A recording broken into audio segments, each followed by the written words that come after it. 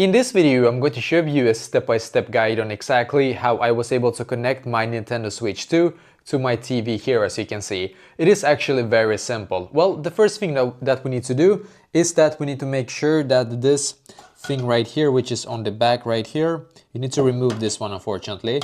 So you need to remove it because the reason for that, we need to access these two ports right here. So one of them is called the AC adapter, and the one is called the HDMI right here. So we need to access those two right here.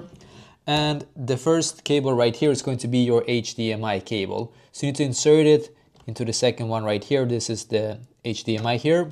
And the other end of the HDMI needs to, of course, go to your TV here, as you can see. So here is mine, it's connected right here. So I had to connect these two right here.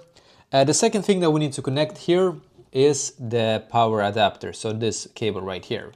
And the power adapter, you should have this, you should have gotten this when you purchased the Nintendo Switch 2. It's this one right here.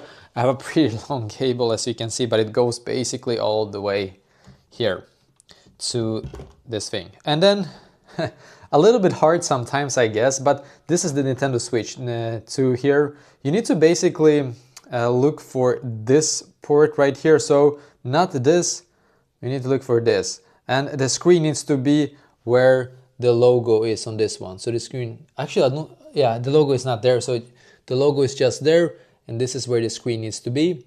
And you can see you need to insert it right here.